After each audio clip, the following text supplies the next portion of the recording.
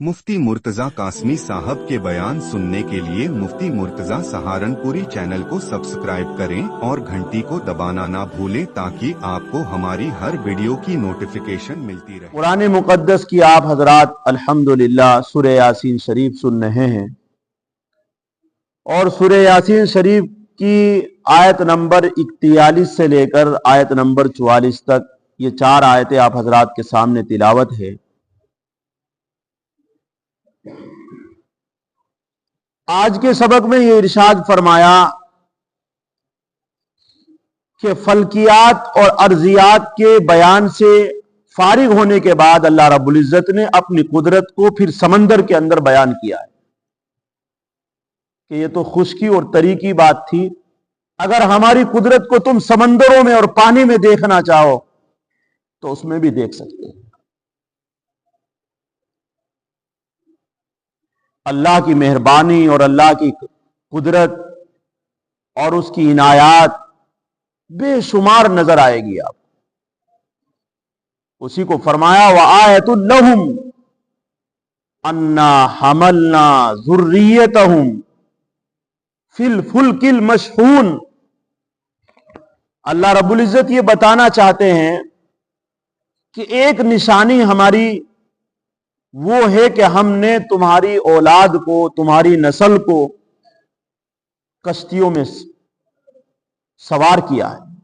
उस भरी हुई कश्ती में कि जो तुम्हारी नस्ल को भी महफूज रख रही है, तुम्हारे माल को भी महफूज रख रही है और तुम्हें एक मुल्क से दूसरे मुल्क तक पहुंचा रही है। और इसमें सबसे पहली कश्ती जो बनाई गई है वह हजरत नूह अलैहिस्सलातु वस्सलाम की कश्ती है।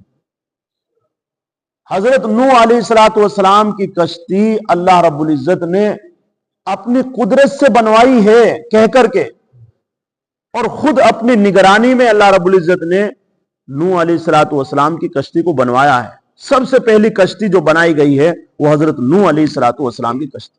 उसके बाद जितनी कश्ती आप जहाज चल रहे हैं वो सब उसके बाद के हैं, उसे देख करके बनाए गए हैं। हजरत नूह अलैहिस्सलातु वस्सलाम ने जो कश्ती बनाई थी, नस्ल इंसानी उसी से बची है। नस्ल इंसानी का तुखम, बीज जो आज दुनिया में तुम्हें नजर आ रहा है, जो हम बैठे हुए हैं, ये उसी कश्ती का बीज है। अगर वो कश्ती ना चलती पानी के ऊपर तो सब गर्क हो जाते और ये बीज खत्म हो जाते, फिर आगे इंसान नहीं उगते और ना जिन्नात उगते, कुछ नहीं नजर आता आपको सिवाय पानी के। अल्लाह की कुदरत है। हजरत नूह अलैहिस्सलातु वस्सलाम ने हर मखलूक के जोड़े जोड़े उस कश्ती में सवार किए थे। फिर उसमें खाने पीने के सामान थे, भरी हुई थी। कुरान कहता है फिल फुल्किल मशहून, भरी हुई कश्ती थी। आज भी लोग समंदरी सफर करते हैं और जहाजों का ऊपर की परवाज करते हैं। ये सब वही कश्तियां हैं जो पानी में चल रही है। कि एक तो अरब की आदत थी, पहले लोगों की आदत थी कि अपने औलाद को तिजारत के लिए बाहर मुल्कों में भेजा करते थे। खुद अपने घर में बैठे रहा करते थे और औलाद को, अपने बेटों को कश्तियों में सामान्य तिजारत दे करके भेजा करते थे। तो इसमें 3 फायदे थे। अल्लाह रब्बुल इज्जत ने 3 फायदे इंसान को पहुंचाए। एक तो यह कि उन्हें बेटे अता फरमाए थे अल्लाह ने बेटे अता फरमाए कि घर बैठ करके औलाद कमाती फिर रही है और घर बैठे हुए। एक तो यह फायदा। दूसरा यह कि उन्हें कारिंदे बनाया था। वो सामान्य तिजारत लेकर जाया करते थे और वहां से फायदा लाया करते थे। इसी तरीके से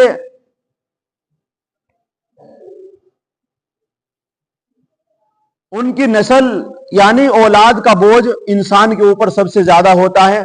अल्लाह रब्बुल इज्जत ने उन्हीं को कार आमद बना दिया और वही कमा रहे हैं और वही खिला रहे हैं। इस तरीके से अल्लाह रब्बुल इज्जत ने इंसान को अपनी मदद पहुंचाई है, औलाद के जरिए, कश्तियों के जरिए, माल के जरिए। माल भी अल्लाह का, औलाद भी अल्लाह की, कश्ती सवारियां भी अल्लाह की है। फायदा किसे पहुंचा रही है? इंसान को। इंसान को फायदा हो रहा है, अल्लाह का क्या फायदा है? कश्तियां उसमें चल रही है तो उसका क्या फायदा है? फायदा पहुंच रहा है, इंसान को पहुंच रहा है। तिजारत इसकी है, ज़राअत इसकी है, औलाद इसकी है, दूसरे मुल्कों का सफर ये कर रहा है। तो अल्लाह रब्बुल इज्जत बता रहे हैं वआयतुल लहुम, और उन लोगों के वास्ते एक निशानी है, अन्ना हमलना ज़ुर्रियतहुम, ये कि हमने सवार किया उनकी नस्ल को, फिल फुल्किल मशहून, उस कश्ती में जो भरी हुई थी। ये हजरत नूह अलैहिस्सलाम की कश्ती मान लीजिए आप, या हजरत मुफस्सिरीन ने उसी की तरफ इशारा फरमाया है। फिर उसके बाद की कश्तियां चल रही है, तिजारत हो रही है। वखलकना लहुम मिन मिस्लिहिम मा यरकबून, अल्लाह रब्बुल इज्जत ने इस कश्ती का जिक्र फरमाकर और सवारियों का भी जिक्र फरमाया है। जहाज है, ऊंट है, हवाई जहाज जो उड़ रहे हैं, इसके अलावा जो कारें और ट्रक वगैरह हैं, बसें वगैरह हैं, मोटरसाइकिल हैं, ये सब उस सवारियों का भी जिक्र फरमाया अल्लाह ने। ऐसा नहीं कि सिर्फ कश्तियों का जिक्र फरमा दिया और बाकी का नहीं फरमाया। जो आज और कयामत तक जितनी भी सवारियां निकलेगी, उन सब का जिक्र फरमाया कि हमने बनाया उनके लिए उसके मुशाबे उन चीजों को जिन पर वो सवार होते हैं। तो इसमें सब सवारियां आ गई। अब कोई ये नहीं कह सकता कि जी अल्लाह ने तो सिर्फ समंदर वाली कश्तियों का जिक्र फरमाया, सवारियों का, ये जो आजकल घोड़े गाड़ियां जो दौड़ रही है इसका तो कोई जिक्र नहीं। अल्लाह रब्बुल इज्जत ने ये भी जिक्र फरमा दिया कि उसके मुशाबे उस जैसी यानी कश्ती जैसी सवारियां और भी हमने बनाई है। अल्लाह रब्बुल इज्जत बनवा रहे हैं, दिमाग अल्लाह दे रहे हैं, तो ये तैयार कर रहा है। लेकिन उसके कश्ती के मुशाबे जो सवारी थी वो थी ऊंट। ऊंट बिल्कुल कश्ती के तरह है। जो काम कश्ती करती थी पानी के अंदर, वो खुश्की के अंदर ऊंट करता था। लोग ऊंट के ऊपर सवार होते थे, अपना माल तिजारत ले जाया करते थे और बहुत लंबा सफर करते थे। ऊंट के अलावा और कोई लंबा सफर नहीं करता जानवरों में। सबसे ज्यादा बोझ उठाने वाला भी ऊंट होता है, और सबसे ज्यादा लंबा सफर अगर कर सकता है तो वो भी ऊंट कर सकता है। रेगिस्तान के इलाकों में जहां पानी नजर नहीं आता, घास और चारा नजर नहीं आता, उन मुल्कों में भी वो कई घंटे चल लेता है। और सवारी अगर आप देखेंगे ऊंट को तो बिल्कुल कश्ती की तरह नजर आएगी। अल्लाह रब्बुल इज्जत ने ये भी चीज बनाई है। ये सब किसके लिए? भी हमारे लिए।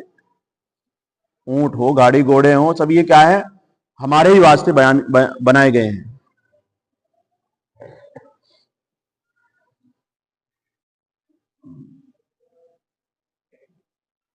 और अहले अरब जो है ऊंट को ये भी कहा करते थे सफाइनुल बिर, खुश्की की कश्ती, इसका नाम था। अरब के अंदर अरब के जो लोग ये कहा करते थे, एक तो कश्ती थी जो पानी के अंदर चलती थी, खुश्की के अंदर जो कश्ती का नाम लिया करते थे वो कहते थे ऊंट। सफाइनुल बिर, खुश्की की कश्ती, ऊंट का नाम रखा था। और वाकई ये तो सब चीजें यही करता था उस वक्त। अब तो जो चीजें चल गई है। अब अल्लाह रब्बुल इज्जत एक बात बताना चाहते हैं इन दो आयतों को जिक्र करने के बाद। अब धमकी देते हैं अल्लाह ताला और यूं कहते हैं ये सब हमारे हुक्म से हो रहा है। अगर हम चाहें तो कश्ती को पानी के अंदर डबो दे, तुम्हारी सवारी भी, तुम्हारी औलाद को भी, तुम्हारे माल को भी हम चाहे तो पानी के अंदर डबो दे, और तुम्हारे उन माबूदों में से जिनको तुमने माबूद बना रखा है, कोई उनको गर्क होने से बचा नहीं सकता। गर्क हो जाए तो मरने से कोई नहीं बचा सकता है, मौत के मुंह से नहीं छुड़ा सकता। और अल्लाह रब्बुल इज्जत कहते हैं हमारी मेहरबानियां हैं कि तुम इतनी बड़ी गलती करते हैं, शिर्क कर रहे हो, कुफ्र कर रहे हो, बुत परस्ती कर रहे हो, इतनी बड़ी गलती कर रहे हैं, और फिर भी हम तुम्हें सवारियों पर सवार कर रहे हैं। तुम अपनी जगह खा रहे हो, पी रहे हो, अपने औलादों के साथ मस्ती ले रहे हो, یہ سب ہماری کیا ہے؟ عنایتیں، مہربانیاں ہیں. اور یہ مہربانیاں کب تک ہے؟ جب تک موت آئے. یہ موت تک مہربانیاں ہیں. اگر ہم نے ان چیزوں کو پہچان کر کے ان قدرتوں کے اوپر غور نہ کی، تدبر نہ کیا، سوچ سمجھ نہ رکھی، ہم اپنی چاہی زندگی گزارتے رہے اور ان چیزوں میں کوئی غور نہ کیا، اللہ کو نہ پہچانا، تو پھر یاد رکھو اس دنیا کے بعد پھر اگلی زندگی جو آئے گی لامحدود، اس میں آپ کو سزا ملے گی. وہ سزا اللہ رب العزت نے تیار کر رکھی ہے. یہاں تو تم مہربانی کے ساتھ اس کا فائدہ اٹھا لو گے، لیکن مرنے کے بعد پھر کیا ہوگا؟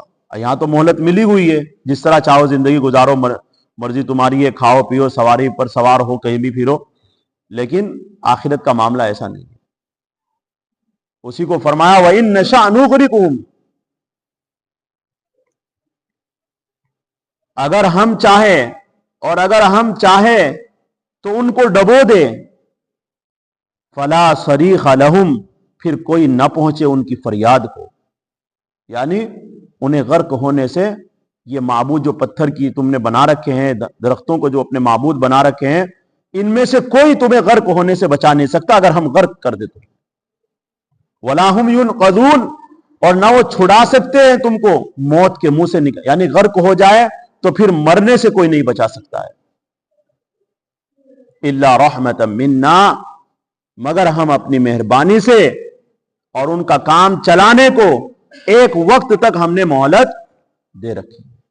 ان کا اپنی مہربانی سے کیا کر رکھا؟ ان کا کام چلا رکھا ہے ایک وقت تک.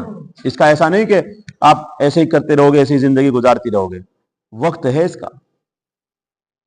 جب تک وہ وقت ہے تو مہلت ہے، جب وہ وقت نکل جائے گا پھر کوئی مہلت نہیں ملے گی کہ آپ اس کی قدرت کو پہچانیں، اس کو مانیں نہیں مانیں، پھر اس کی کوئی مہلت نہیں ہے. یہ مشت استخوان انسان دیکھو کیسے خوفناک سمندروں کو کشتی کے ذریعے عبور کرتا ہے، جہاں بڑے بڑے جہازوں کی حقیقت ایک تنکے کے برابر نہیں ہے. اگر اللہ اس وقت غرق کرنا چاہے تو کون بچا سکتا ہے؟ اور کون ہے جو فریاد کو پہنچے؟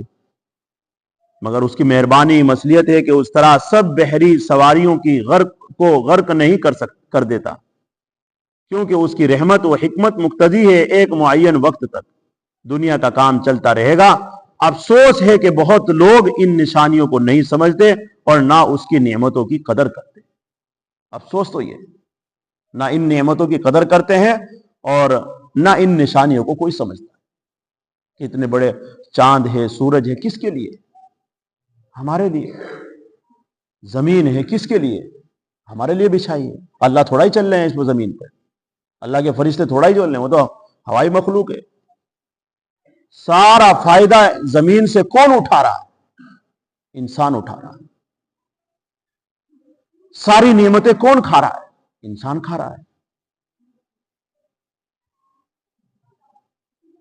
سورج اور چاند، یہ ساری چیزیں کس کے لیے؟ ہمارے لیے. سورج دن میں نکلتا ہے، ہمارے کتنے کام ہمارے صحیح ہو جاتے ہیں سورج کے نکلنے سے. اور کام کرنے کے بعد ہم تھک جاتے ہیں، پھر آرام چاہیے، اللہ اندھیرا کر دیتے ہیں، بتی بجھا دیتے ہیں، جاؤ سو جاؤ، چلو آرام کرو. اتنی بڑی قدرت اللہ کی، یہ سب نشانیاں اللہ کی. اس لیے بھائی ضرورت اس بات کی ہے کہ ان چیزوں کو پہچانے، ان نشانیوں کی قدر کرے. اللہ نے جو نعمتیں ہمیں دی ہے ان کی قدر کرے، اللہ کے حکم کو مانے، اللہ کے حکم کے مطابق زندگی گزارے. یہ اس کی نشانیوں کی پہچان بھی ہو جائے گی اور اس کی نعمتوں کی قدر بھی ہو جائے گی اگر تم اللہ کے حکموں پر اور نبی کے طریقے پر چل گئے. بس اللہ تعالی ہم سب کو کہنے سننے زیادہ عمل کرنے کی توفیق نصیب فرمائے. سبحان اللہ و بحمدہ، سبحانک اللہم و بحمدک، نشہد ان لا الہ الا انت، نستغفرک.